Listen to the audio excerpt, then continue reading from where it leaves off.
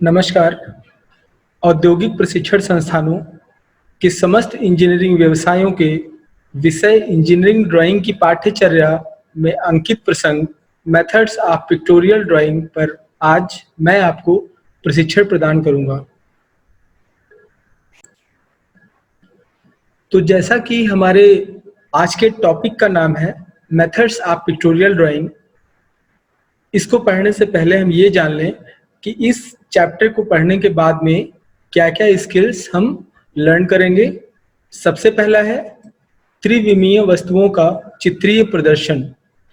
चित्रीय प्रदर्शन को हम इस तरह समझ सकते हैं कि जैसे किसी भी वस्तु, किसी भी पिक्चर सीन का हम फोटो अपने मोबाइल फ़ोन या फिर कैमरा से क्लिक करते हैं और बाद में उसका प्रिंट आउट लेते हैं किसी भी पेपर पर। तो अब जो पेपर पे उसका फोटो प्रिंट होके आता है, वो उस वस्तु अथवा पिक्चर सीन का चित्रीय प्रदर्शन होता है। वह उस वस्तु का दृश्य होता है जिसको हमने फोटो लेकर के, पिक्चर क्लिक करके उसका प्रिंट आउट लिया। लेकिन यदि हम उसी वस्तु को, उसी वस्तु का चित्र, उसी वस्तु का दृश्य हम बाई हैंड ड्राइंग शीट पर ड्रॉ करने की कोशिश करें, तब जो उस वस्तु का दृश्य हमारे ड्राइंग शीट पर बनता है उसको हम पिक्टोरियल ड्राइंग कहते हैं। और हम इसमें पढ़ेंगे ड्राइंग शीट पर 3D ऑब्जेक्ट का कन्वर्जन।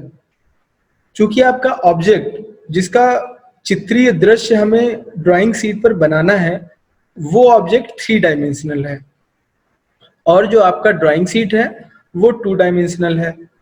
अब यहाँ पर 3 डायमेंशनल ऑब्जेक्ट का फिगर जब हम बनाएंगे और ड्राइंग शीट 2 डायमेंशनल है, तो यहाँ पर हमें ऑब्जेक्ट की वास्तविक संरचना में कुछ ना कुछ परिवर्तन करने होंगे। उसके कहीं कहीं पे कोड बदलने होंगे, कहीं कहीं पे कुछ और चेंजेस करने पड़ सकते हैं। तो उसकी मूलभूत संरचना में हम कुछ ना कुछ परिवर्तन करते हैं और ये परिवर्तन करने के बाद भी जो हम ड्राइंग 2 डायमेंशनल ड्राइंग शीट पर बनाते हैं, उसको देखने के बाद में वास्तविक ऑब्जेक्ट की मूल संरचना का सही अनुमान लगाया जा सके। तो ये हम कन्वर्जन कई विधियों से करते हैं, तो ये भी हम इसमें पढ़ेंगे। पिक्टोरियल ड्राइंग की अलग अलग विधियों के बारे में हम इसमें पढ़ेंगे। और एक है, उसी में एक पर्सपेक्टिव प्रोजेक्शन है, उसमें हम ये पढ़ेंगे कि किस प्रकार दृष्टिकोण परिवर्तन के फलस्वरूप ऑब्जेक्ट की ड्राइंग में परिवर्तन हो जाते हैं और ये ड्राइंग में परिवर्तन होने के बावजूद भी हम पिक्टोरियल ड्राइंग को देखने के बाद में वास्तविक वस्तु के शेप का सही अनुमान लगा सकते हैं। आइए बात करते हैं पिक्टोरियल ड्राइंग के कॉन्सेप्ट की। जैसा कि अभी बताया कि यह किसी त्रिविमीय वस्तु का दृश्य होता है।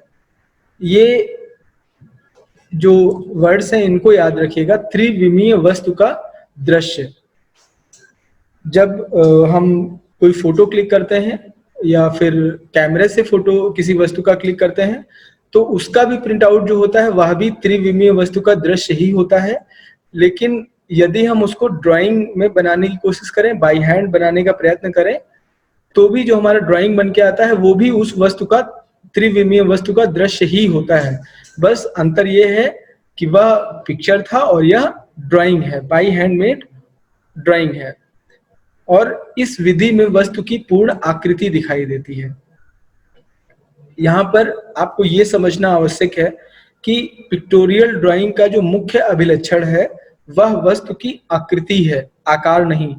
आकृति और आकार में आपको अंतर समझना चाहिए कि जो आकृति होती है वो वस्तु का शेप, वो घन है या घनाभ है या गोला है या सिलेंडर है, ये सब प्रदर्शित करती है आकृति। लेकिन उसका साइज इस बात पर निर्भर करता है कि वह कितना बड़ा अथवा कितना छोटा है। तो इस प्रकार आपको किसी भी वस्तु की आकृति और आकार में क्या अंतर होता है ये समझ में आ गया होगा। इसको और अच्छे से समझने के लिए एक एग्जाम्पल ले लीजिए। आप अपने यहाँ लगे हुए एलईडी टीवी या फिर अपने मोबाइल फोन का, जिसकी, जैसे मान लीजिए कि आपका कोई मोबाइल फोन 4.5 इंच स्क्रीन का है और कोई मोबाइल फोन 6.5 इंच स्क्रीन का है, तो दोनों का जो पिक्टोरियल ड्राइंग होगा वो दोनों का सेम होगा, यानी कि जो आकृति होगी वो दोनों मोबाइल फोन की एक ही तरह की होगी। लेकिन यदि हम उसी आकृति में यानी उसी शेप के फिगर में अगर हम उसकी डायमेंशंस यूनिट के साथ में मेंशन कर दें, तो हमें इसका भी अनुमान लग सकता है कि वास्तव में जिस वस्तु का चित्र बना हुआ है वह कितनी बड़ी अथवा छोटी है। यानी कि आकृति किसी भी छोटी या बड़ी वस्तु की आकृति एक ही हो सकती है, लेकिन आकार उसकी डायमेंशंस पे निर्भर करता है। तो कुल मिलाकर जो पिक्टोरियल ड्राइंग का जो मुख्य अभिलक्षण है वो आकृति ही है, और फिलहाल हम इसी पे ध्यान देते हैं। तीसरा ये कि चूंकि जो हमारा ऑब्जेक्ट है वो 3 डायमेंशनल है और ड्राइंग शीट 2 डायमेंशनल है, तो हमें 3 डायमेंशनल ऑब्जेक्ट को 2 डायमेंशनल ड्राइंग शीट पर बनाने के लिए कुछ ना कुछ मैनिपुलेशन करने पड़े, कुछ ना कुछ चेंजेस हमें करने पड़े। और ये परिवर्तन करने के बाद भी चूंकि अब जो वास्तविक दृश्य का जो पिक्टोरियल ड्राइंग में जो लुक आ रहा है वो डिस्टॉर्टेड लुक हुआ, लेकिन डिस्टॉर्टेड लुक होने के बावजूद भी वास्तविक दृश्य का अनुमान सही सही लगाया जा सके, यही पिक्टोरियल ड्राइंग की सफलता है। तो तीनों पॉइंट आपने पढ़े और तीनों पॉइंट में आप ये अंदाजा लगा सकते हैं कि पिक्टोरियल ड्राइंग का जो वास्तविक कॉन्सेप्ट है वो क्या है। इसके बाद हम बात करते हैं पिक्टोरियल ड्राइंग के प्रकार की। किसी भी 3 डायमेंशनल जो भी ऑब्जेक्ट होता है उसको 2 डायमेंशनल ड्राइंग शीट पर बनाने के लिए अलग अलग विधियों का प्रयोग किया जाता है। उसमें से एक है एक्सोनोमेट्रिक प्रोजेक्शन, दूसरी है ऑब्लिक प्रोजेक्शन और तीसरी है पर्सपेक्टिव प्रोजेक्शन। तो सबसे पहले यहाँ पर बात होनी चाहिए एक्सोनोमेट्रिक प्रोजेक्शन की। आइए बात करते हैं एक्सोनोमेट्रिक प्रोजेक्शन के बेसिक कॉन्सेप्ट की। एक्सोनोमेट्रिक प्रोजेक्शन में ऑब्जेक्ट को इस प्रकार रखा जाता है कि उसके 3 फलक एक ही व्यू में दिखाई देते हों, और दूसरा प्रोजेक्शन के तीनों फलक पिक्चर प्लेन पर इंक्लाइंड हों। दोनों कंडीशंस जिस प्रोजेक्शन में फॉलो होती है उसको हम एक्सोनोमेट्रिक प्रोजेक्शन कहते हैं। इसमें से जो पहली कंडीशन है उसमें लिखा है 3 फलक एक ही व्यू में दिखाई देते हैं। यहाँ पर इस वाक्य को थोड़ा सा और डिटेल में समझने की जरूरत है कि 3 ही फलक क्यों। एक्चुअली कोई भी 3 डायमेंशनल ऑब्जेक्ट होता है उसमें कुल 6 फलक होते हैं। एक जो उसका मुख्य फलक होता है उसको हम फ्रंट व्यू कहते हैं, एक लेफ्ट साइड व्यू होता है, एक राइट साइड व्यू होता है, एक रियर व्यू होता है जिसको बैक साइड व्यू भी कह सकते हैं, एक टॉप व्यू होता है और एक बॉटम व्यू होता है। तो कुल मिला के 6 फलक होते हैं किसी भी 3 डायमेंशनल ऑब्जेक्ट में। और आप किसी भी कोण से उसको देखने की कोशिश करें, किसी भी दृष्टिकोण से उसको आप देखें, आप एक समय पर उसके 3 सरफेस से ज्यादा फलक एक साथ नहीं देख सकते। तो चूंकि आप किसी भी एंगल से देखें उसके 3 ही फलक दिखेंगे आपको, तो किसी भी 3 डायमेंशनल ऑब्जेक्ट को प्रदर्शित करने के लिए आप उसके 3 ही फलक बनाएंगे भी। तो ये तीनों फलक एक ही व्यू में दिखाई दें और प्रोजेक्शन में तीनों फलक पिक्चर प्लेन पर समांतर नहीं होने चाहिए, ये इंक्लाइंड हो। ठीक है, तब जो हमारा प्रोजेक्शन बन के आता है वो होता है एक्सोनोमेट्रिक। तो यहां पर आपने एक्सोनोमेट्रिक प्रोजेक्शन के बेसिक कॉन्सेप्ट को समझा। इसके बाद बात करते हैं एक्सोनोमेट्रिक प्रोजेक्शन के प्रकार। तो ये 3 प्रकार के होते हैं। पहला आइसोमेट्रिक प्रोजेक्शन, दूसरा डायमेट्रिक प्रोजेक्शन और तीसरा ट्राइमेट्रिक प्रोजेक्शन। फिगर में आप देख सकते हैं, जो स्क्रीन पे फिगर आपको हमने शेयर किया हुआ है, उसमें सबसे पहला आइसोमेट्रिक प्रोजेक्शन है, दूसरा डायमेट्रिक प्रोजेक्शन है और तीसरा ट्राइमेट्रिक प्रोजेक्शन है। एक्सोनोमेट्रिक प्रोजेक्शन के बेसिक कॉन्सेप्ट में आप अब जान चुके हैं कि 3 फलक दिखाई देते हैं और तीनों फलक पिक्चर प्लेन पर इंक्लाइंड होते हैं, तीनों झुके हुए होते हैं। मतलब कोई भी जो पिक्चर प्लेन है वो पिक्चर प्लेन पर कोई भी व्यू ना तो उसके समांतर है और ना तो लंबवत है। आप देख सकते हैं कि आइसोमेट्रिक व्यू या डायमेट्रिक व्यू या ट्राइमेट्रिक व्यू में जो पिंक वाली सरफेस है ये फ्रंट व्यू है, ये साइड में इसको हम साइड व्यू मान लें, और ये हुआ टॉप व्यू। तो अब आप तीनों सरफेस को ध्यान से देखें। तीनों सरफेस जो पिक्चर प्लेन है, पिक्चर प्लेन से कुछ ना कुछ कोण पर झुकाव पर है। ऐसे ही डायमेट्रिक और ट्राइमेट्रिक प्रोजेक्शंस में भी ये तीनों फलक सरफेस से झुकाव पर हैं, लेकिन तीनों में सरफेस के झुकाव का जो कोण है वह तीनों प्रोजेक्शन में अलग अलग है। तो यहाँ पर हमारे सिलेबस में है आइसोमेट्रिक प्रोजेक्शन। तो अब हम केवल आइसोमेट्रिक प्रोजेक्शन की बात करते हैं।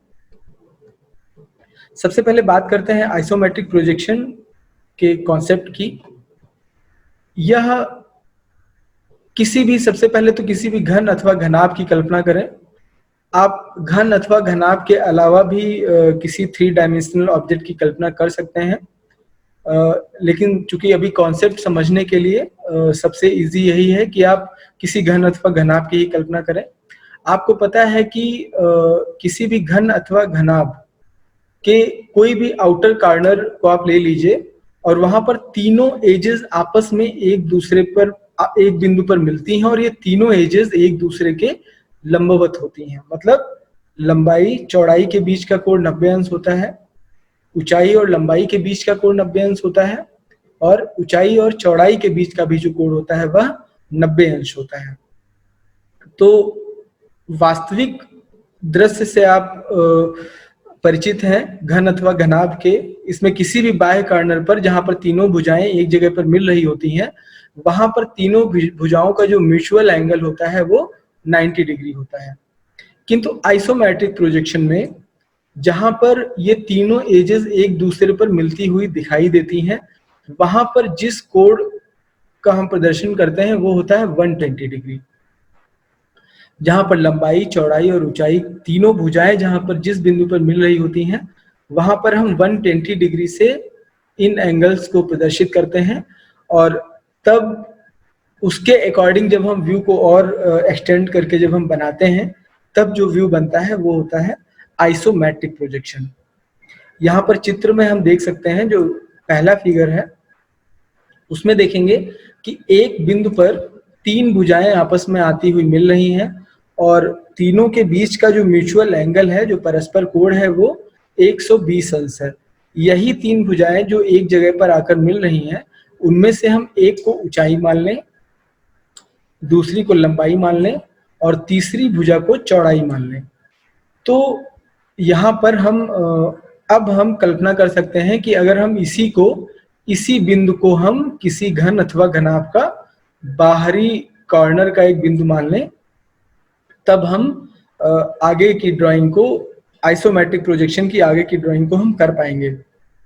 इसी तरह दूसरा चित्र देखें। दूसरे चित्र पर जहां पर बिंदु ई दिया हुआ है, वहां पर लंबाई चौड़ाई और ऊंचाई की तीनों भुजाएं आपस में मिल रही हैं। भुजा DE और भुजा EA के मध्य का जो कोण है वो इसमें 120 अंश दर्शाया गया है। भुजा DE और भुजा EF के मध्य जो कोण है वह भी यहाँ पर 120 अंश का दर्शाया गया है। भुजा EF और भुजा EA के मध्य का जो कोण है वह भी यहाँ पर 120 अंश का दर्शाया गया है। जबकि आपको पता है कि वास्तविक घन में अथवा वास्तविक घनाभ में यहाँ पर जो तीनों फलक के मध्य का जो कोण होता है, जो म्यूचुअल एंगल होता है, वो 90 अंश का होता है।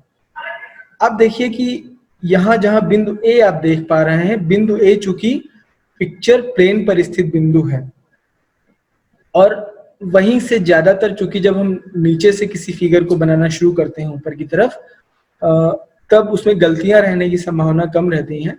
तो अगर हम यहाँ से फिगर को बनाना स्टार्ट करें, तो सबसे पहले तो हम ऊंचाई वाली भुजा को पिक्चर प्लेन के लंबवत रखते हैं, यानी इसको हम 90 डिग्री पर ही ड्रॉ करते हैं।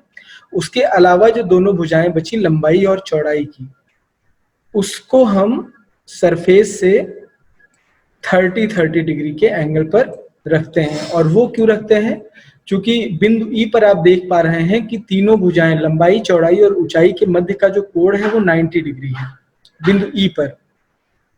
और आपने जब बिंदु ए से फिगर को बनाना स्टार्ट किया तो आपने ऊंचाई वाली भुजा को 90 डिग्री के एंगल पे ड्रॉ किया।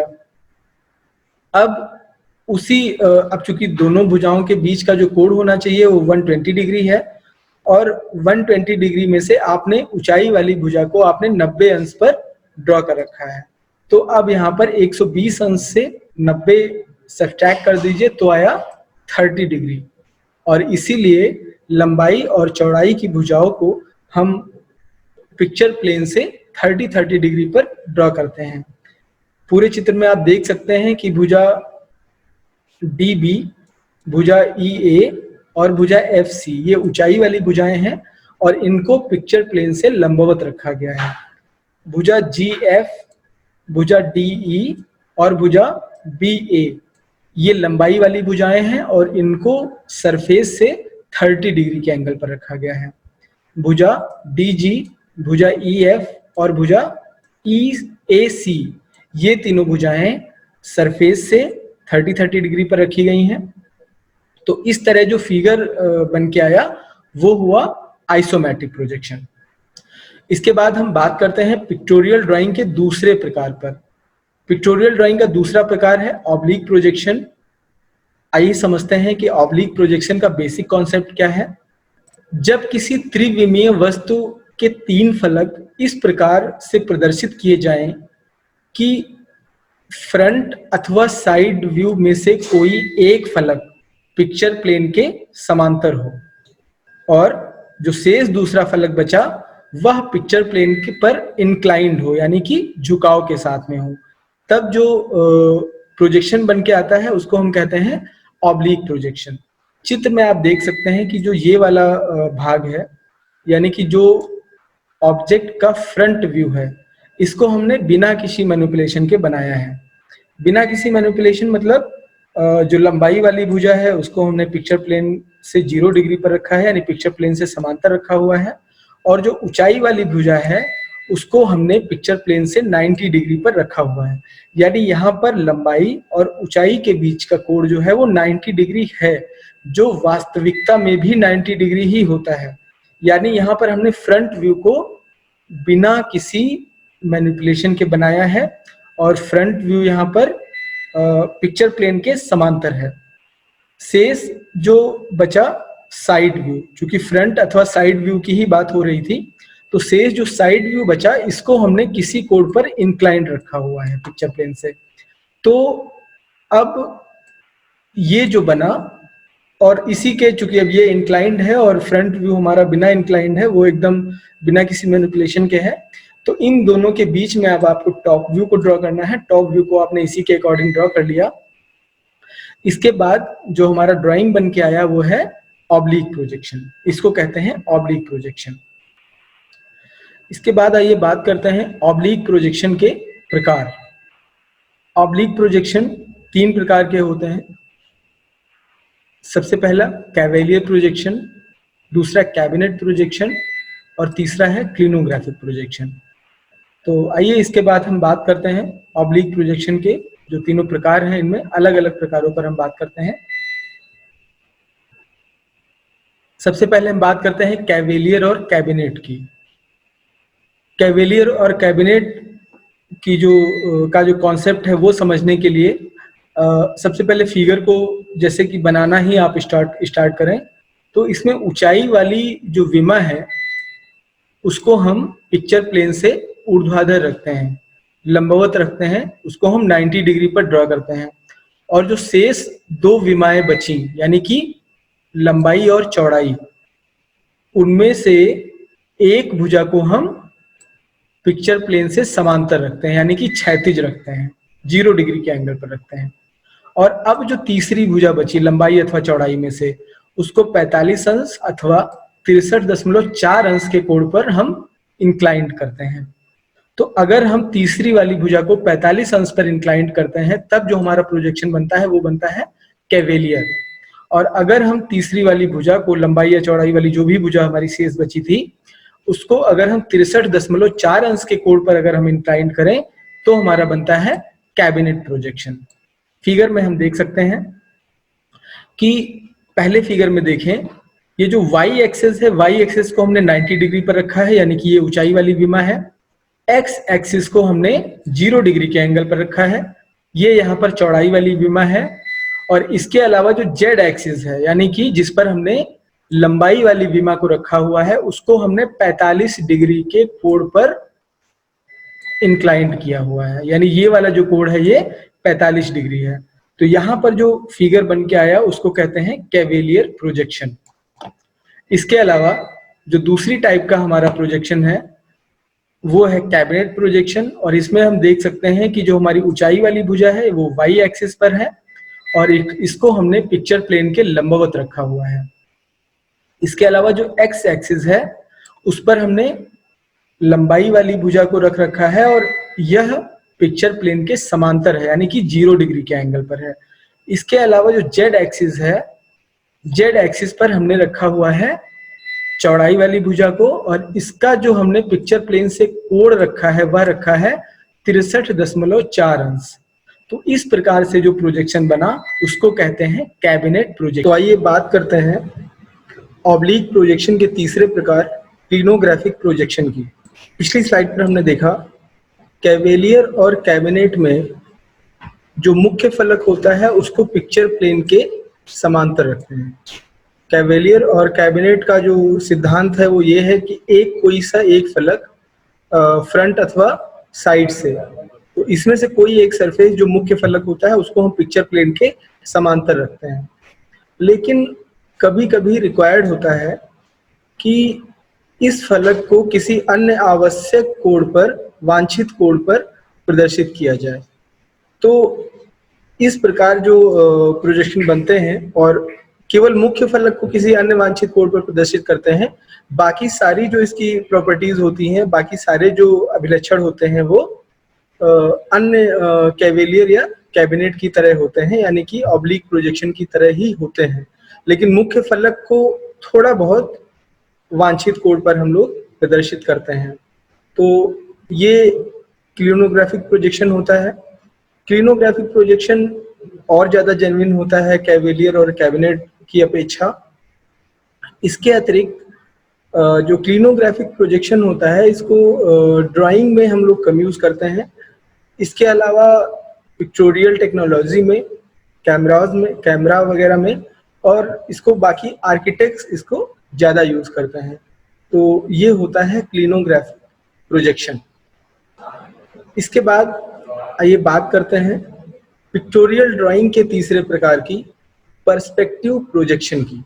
पर्सपेक्टिव प्रोजेक्शन में क्या होता है कि जो ऑब्जेक्ट होता है वह किसी भी स्थिर स्थिति से देखा जाता है।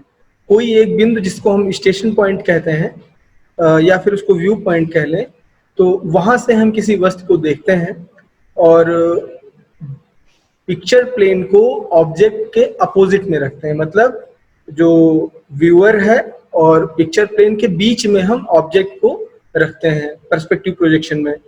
इसके अलावा अब जब जो ऑब्जेक्ट है वो पिक्चर प्लेन और व्यूअर के बीच में रखा हुआ है, तो अगर हम यहाँ पर व्यूअर की स्थिति को चेंज करते हैं, यानी कि व्यूअर की स्थिति को चेंज करने के साथ साथ में ऑब्जेक्ट और व्यूअर, यानी ऑब्जेक्ट और स्टेशन पॉइंट के बीच का जो एंगल है वह भी परिवर्तित हो जाएगा।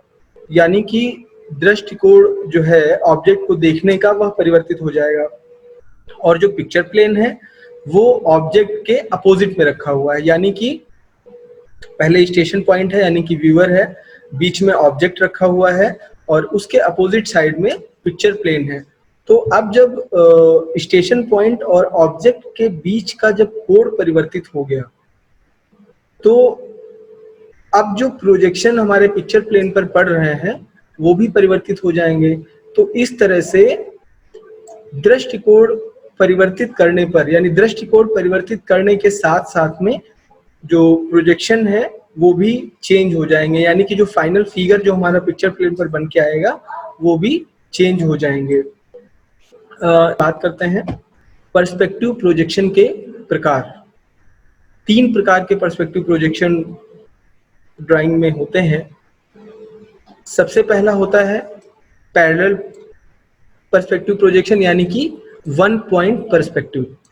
इसमें क्या होता है, किसी भी ऑब्जेक्ट को किसी भी ऑब्जेक्ट को रखा गया और एक हॉरिजॉन्टल लाइन है ऊपर। चित्र में आप देख सकते हैं जो पॉइंट 1 पे है, एक हॉरिजॉन्टल लाइन है और उसके सामने आपको किसी भी ऑब्जेक्ट की ड्राइंग बनानी है। तो यहाँ पे आपने इसका फ्रंट व्यू जो है वो ड्रॉ कर लिया और इसके अतिरिक्त जो सारे प्रोजेक्शन हैं वो सारे एक ही हॉरिजॉन्टल लाइन पर स्थित बिंदु पर जा रहे हैं।